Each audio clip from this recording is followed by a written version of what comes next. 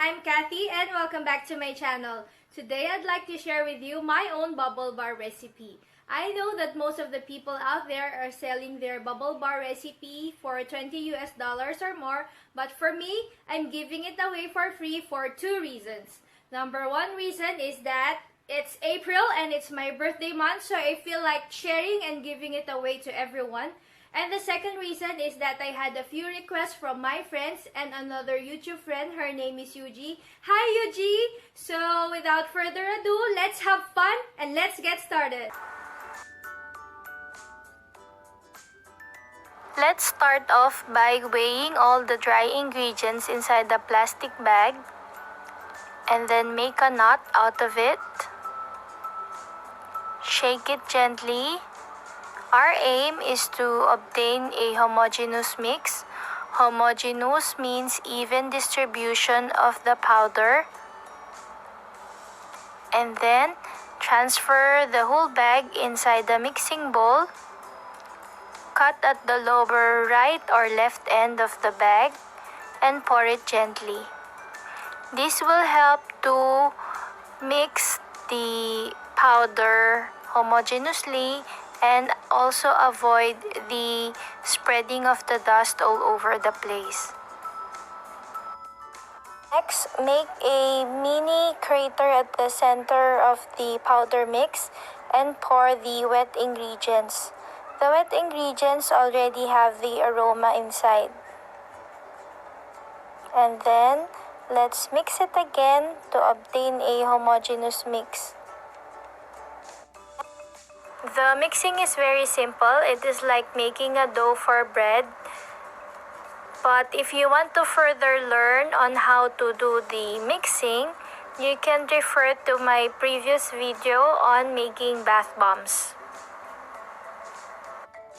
Now I am dividing it into 4 parts. The number of portions will depend on the design that you'd like to do. For me, I would like to use 4 colors. That will be pink, green, yellow, and the last one will be just the actual color. The colorant that we will use today will be the FD&C colorants, or in simple terms, these are food colorings. Food colorings are water soluble, and remember, when you buy commercial bubble bars and put it inside the tub, it's supposed to produce a color in the water. So that's why we will be using an FD&C colorant for that.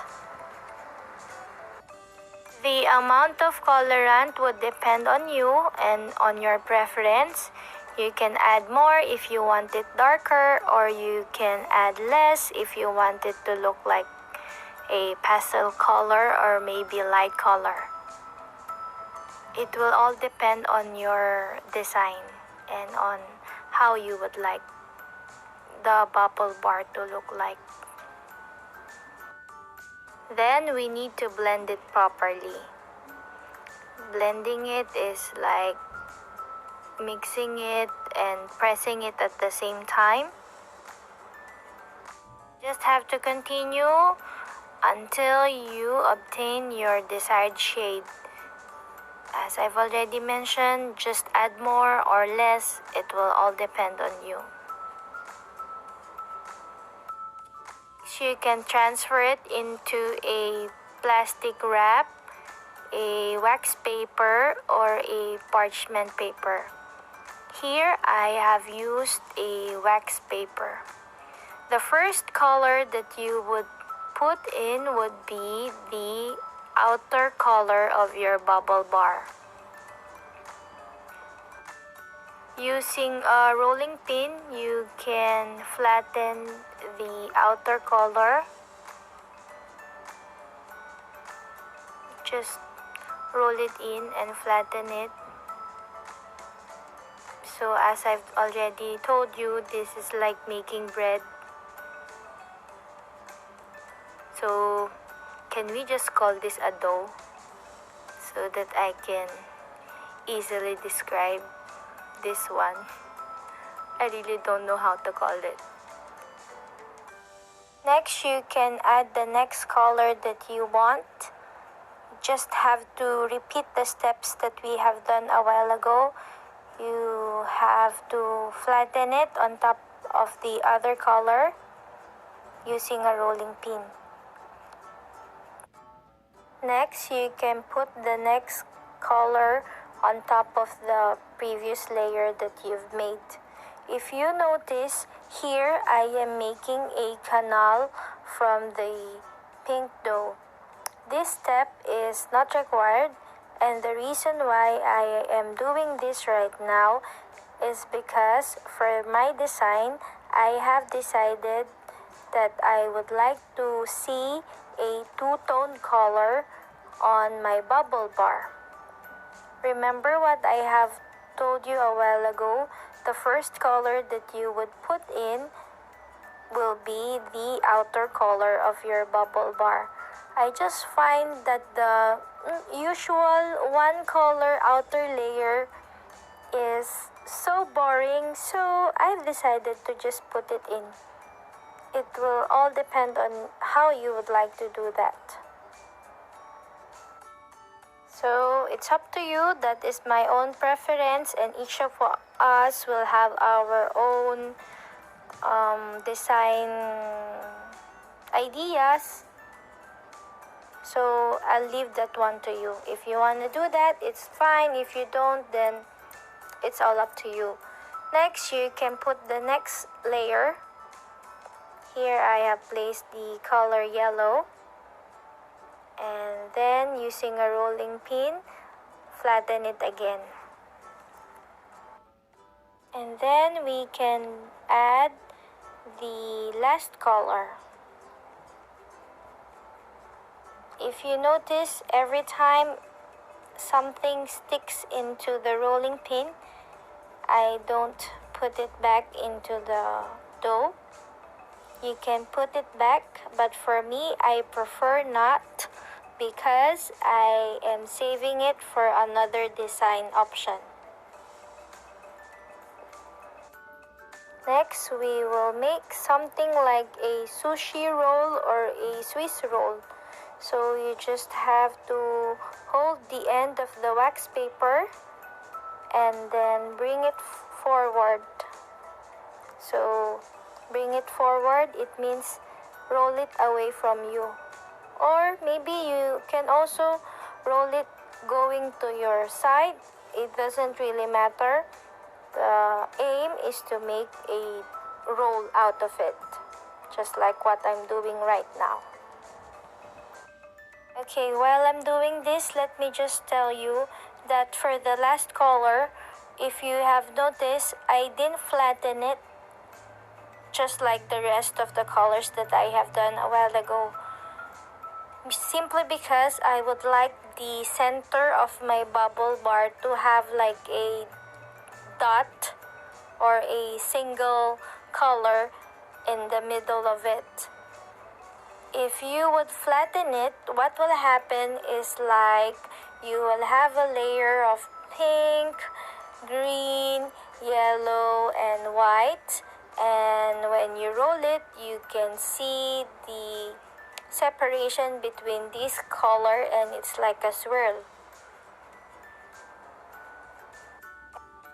Now, let's go back to the dough that we have set aside a while ago. Remember about the design option that I have mentioned to you?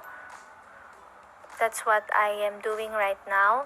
Using a cookie cutter, cut a star or a heart or whatever shape that you'd like depending on the cookie cutter that you have. Or maybe you can mold it into whatever you would like it to look like. It is like playing with your Play-Doh. Just have fun and do whatever you want. Or maybe you just make sure that the loaf that you have is compact and properly rolled. Now what I'm doing is to just mark it so that I have an even cut. So it will be up to you on how big or how small you'd like your bubble bars to look like. Can you see the white dot in the middle of the bubble bar? Alright, now this is just an optional step, or you can do it or you can skip it. It all depends on you. What I plan to do is to just produce the shapes, different shapes, and then I'd like to put it on top of each bubble bar. While I am doing this, just allow me to briefly tell you something about this recipe that I have formulated. In this recipe, I have used cocoa butter because cocoa butter is solid at room temperature, so it will act as a moisturizer into your bubble bar, and in the same time it will help to bind or hold the shape of the bubble bar. Also contains sodium bicarbonate, or commonly known as baking soda, and potassium bitartrate, commonly known as cream of tartar. The reaction between the baking soda and your cream of tartar would produce a carbon dioxide gas when you put it into your bath water. Cream of tartar has another purpose here. Cream of tartar serves as a bubble bar hardener. If you notice, bubble bars are supposed to be hard and it's supposed to hold the shape in place, but if you press it or crumple it with your hands, it can easily crumple. Here is just a demo on how hard the bars are. You can hear the sound, and if you notice that even if I tap it a couple of times, it doesn't break and the shape is still fine. This is after 2 days of curing it. So on the day that I have made it, I just let it stand for maybe 1 or 2 days before I did the test. Now it's reveal time. We will then see on how is the performance of this bubble bar when we place it in water.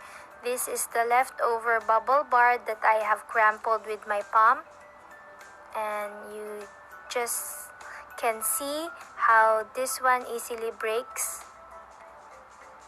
but a while ago it was still hard. How I was able to accomplish that is through the addition of glycerine. Remember that glycerine is a humectant, so it will take moisture from the environment. So it means that it will keep a certain level of moisture into your bubble bar. So it will be hard, but it will still easily break. I have added cornstarch. It serves as a binder and a filler. And of course, we will not be able to produce any foam or any bubbles if we will not add sodium lauryl sulfoacetate, or SLSA. See how nice and how stable the bubbles are. Here I have used jeweled citrus for the fragrance. And as promised, here is the recipe. For the dry ingredients, we need 255 grams of sodium bicarbonate or baking soda, 221 grams of potassium bitartrate or cream of tartar. We need 72 grams of sodium lauryl sulfoacetate or SLSA and 66 grams of cornstarch. For the wet ingredients, you will need 135 grams of cocoa butter. You need to melt that in the microwave for 1 to 2 minutes. And then you can add 34 grams of glycerine and 5 grams of jojoba oil. Jojoba oil is very good for the skin, so I have added it to help in moisturizing your skin. And then for the aroma, you can either use 8 ml of fragrance oil or 5 ml of your essential oil. It will depend on your preference. And for the colorant, quantity sufficient. It will all depend on your design. Aroma is also part of the wet ingredients. I just have separated it here for clarity. But when you add it into your dry ingredients, it should be together with the rest of the wet ingredients already.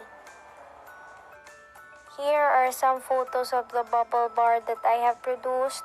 You can make your own design depending on how you would like it to be. Your creativity and your imagination is the only limitation here. I hope that you enjoyed watching today's video, and these are the bubble bars that I had produced. This recipe will produce 7 100-gram bubble bars and another leftover that weighs around 70 to 80 grams. Here is the example of the one that has a heart on top of it. The one with the hat. A heart and a star. And 2 stars. And if you did enjoy watching today's video, please remember to hit the like button below and to subscribe into my channel for more video sharing, recipes, and tutorials from me. Feel free to give me your feedback, your comments, and your suggestions. Until next time, bye-bye! So next time I'll be a year older.